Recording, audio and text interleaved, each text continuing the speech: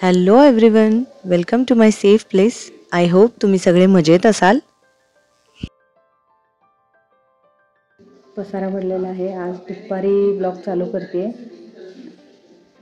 खूप कामं आहेत आज, कारण मी आणि माझी मुलं आम्ही चाललो मुंबईला. का कशासाठी ते मी तुम्हाला पुढे सांगेनच. आत्ता भरभर सगळी कामं आवरायची आहेत. इथे मी साय फिरवते मिक्सरला, कारण पटकन होईल म्हणून. आणि हे बघा सगळं सांडलंय. मी आज 2 कामं एक्स्ट्रा करणार आहे. लेट्स सी कसं होतंय. मी तुमच्याशी हळूहळू शेअर करते सगळं.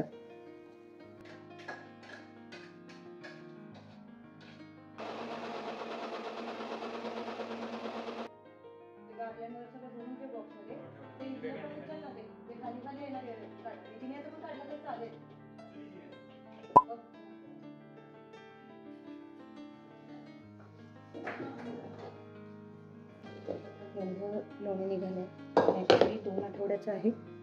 जेव्हा तुम्हाला जर आधीचा व्हिडिओ पाहिला असेल तुम्हाला माहीत असेल निखिल आजारी होता आणि त्या सगळ्या व्यापामध्ये मला काही सायती फिरवायला वेळच नाही मिळाला. सो आज आता जायचं आहे तर मग सगळी सायती फिरवली पाहिजे. एवढं जास्त निघाले लोणी.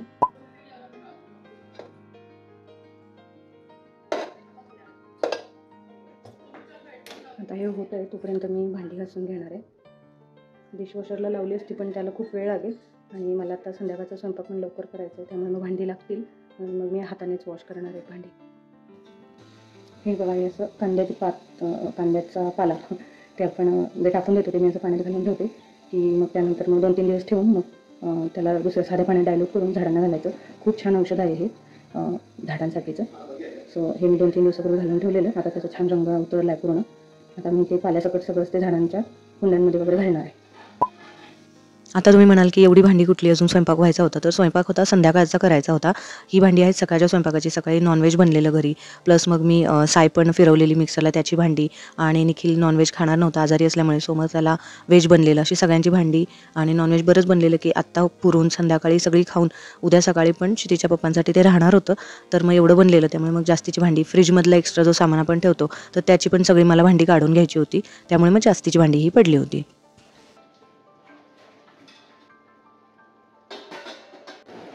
एवढी भांडी घासून झाली तोपर्यंत बघा ऑलमोस्ट झालेलं आहे. पहिला थंड झालं की मग मी गाळण्याने गाळून डब्यात भरून ठेवणार आहे.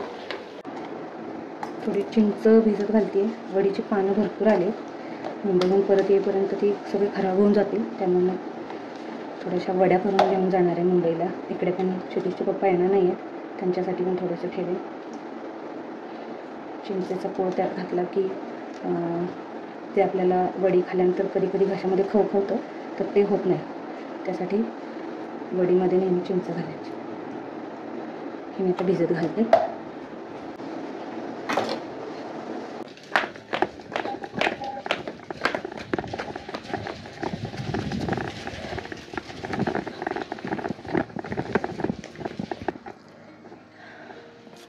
बरीच पानं आहेत, अजून एका ठिकाणी आहेत.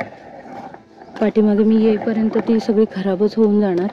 जसं हे पान पूर्ण पिवळं पडले अशी सगळीच ती खराब होणार, म्हणून मग वड्या म्हटलं करायचं.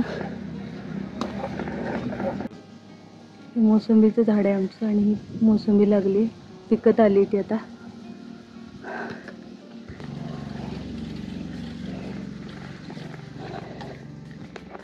इथे तर खूप जास्त आली आहेत पानं सगळी.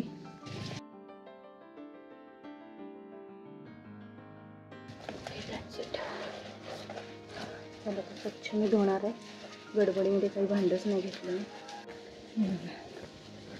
पावसाचा कार्यक्रम.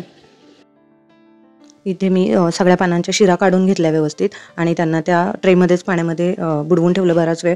बेसन तयार करायचं होतं आणि कणिक पण मळून घ्यायची होती. तोपर्यंत म्हटलं त्याला पाण्यात राहिलं तरी चालेल. हा लसूण दिलं क्षितिजने आता मला सोलून, आणि हे सगळं मी मिक्सरलाच वाटणार आहे. मिरचीच्या वड्या बनवते मी, चटणी वगैरे नाही घालणार आहे. मिरचीची टेस्ट अजून छान लागते. थोडीशी कोथिंबीर आहे. ॲक्च्युली फ्रीजमधलं सगळं संपायचं चाललं आहे, कारण मी येईपर्यंत हे काही बनवणार नाही.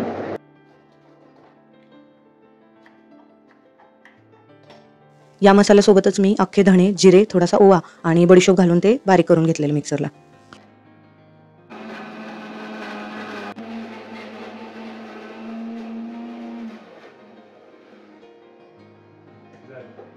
क्षितिज मसाला करेपर्यंत मी ते तूप गाळून घेतलं. ते गरम होतं, त्यामुळे मग त्याचं झाकण न लावता तसाच मी डबा ठेवला, म्हणजे थोड्या वेळानंतर ते थंड होईल. सोबत मी कणिक मळायला घेतली आणि तोपर्यंत क्षितिजला सांगितलं दिवाळीचा फराळ भरून घे पिशव्यांमध्ये, कारण मुंबईला जाताना घेऊन जायचं होतं.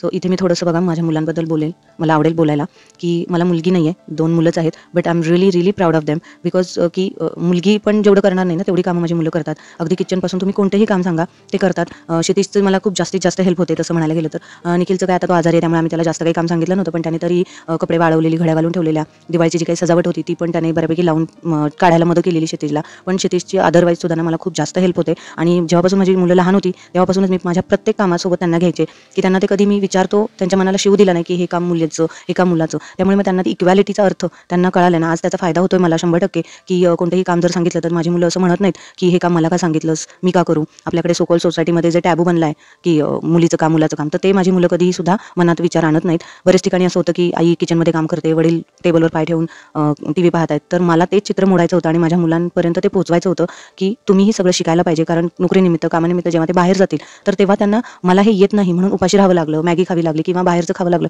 तर हे होऊ नये यासाठी मी पूर्ण माझा पहिल्यापासूनच प्रयत्न राहिला आणि मी त्यात खरंच पास झाले आणि माझी मुलं पण पास झालेत. प्रत्येक पालक मुलांना चांगलंच शिकवतात, पण सगळीच मुलं ते अडॅप्ट करतात असं नाही. पण माझ्या मुलांनी ते अडॅप्ट केलं, ते कृतीत आणलं आणि तशीच ते वागतात आणि अशीच राहू देत अशी मी देवाकडे प्रार्थना करते.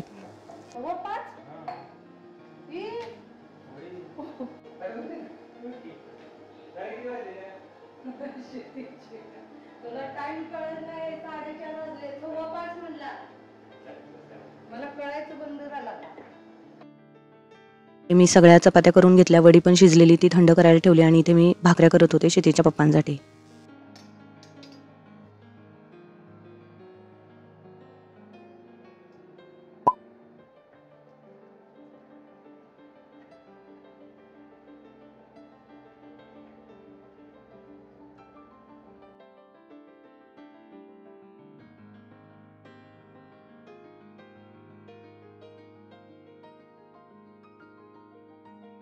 इथे वड्या छान थंड झालेल्या, त्यामुळे मस्त त्या कापल्या जात होत्या आणि शॅलो फ्राय करायसाठी. आणि निखिल आणि क्षितिजचं काही काम होतं, ते गावात चालले होते दोघं.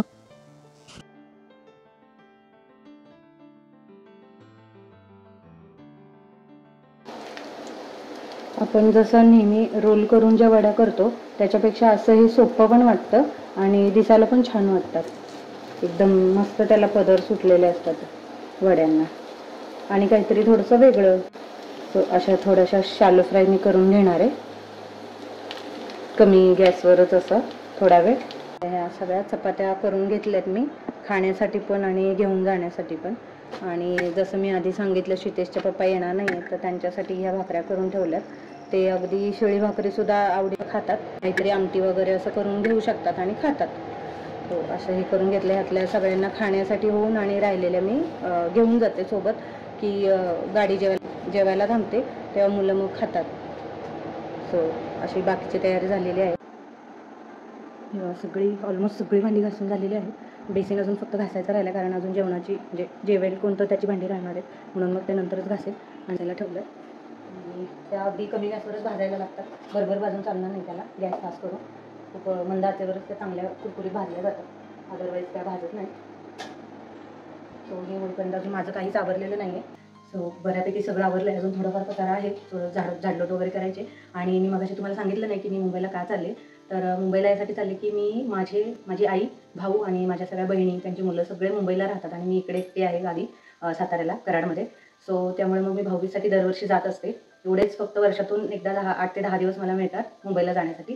सो मग आज मुलं आणि मी चाललो आहे. दरवर्षी काय होतं बरेचदा की कारनेच आम्ही जातो. क्षितिजचे पप्पा असतात, आम्हाला सोडतात, मी 1-2 दिवस राहून मग ते परत येतात. पण यावेळेला त्यांना थोडंसं काम असल्यामुळे ते काही येत नाही, त्यामुळे ट्रॅव्हल्सने चाललो आहे आम्ही. ट्रॅव्हल्सने म्हटल्यावर 7-7:30ला तर सगळ्या गाड्या येतात ट्रॅव्हल्स. सो मग त्यामुळे लवकर आवरावं लागतात. किंवा कारने जात असतो त्यावेळेला काय होतं की पहाटे आम्ही निघतो, त्यामुळे मग फार घाई होत नाही माझी.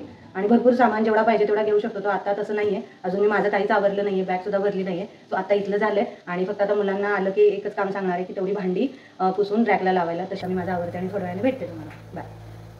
मे बी तुम्ही ते नोटीस केलं असेल माझ्या लेफ्ट साईडच्या गालाला स्वेलिंग आहे. मी मागच्या एका व्हिडिओमध्ये क्लिप टाकली होती की माझा दाताचा प्रॉब्लेम झाला आहे, त्याच्यामुळे मला नीट बोलता पण येत नव्हतं आणि स्वेलिंग होती.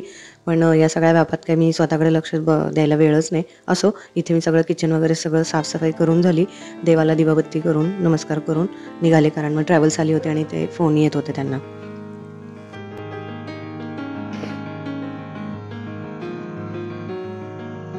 Bye bye.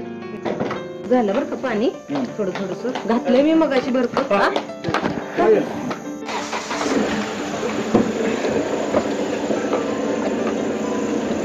सापडला का?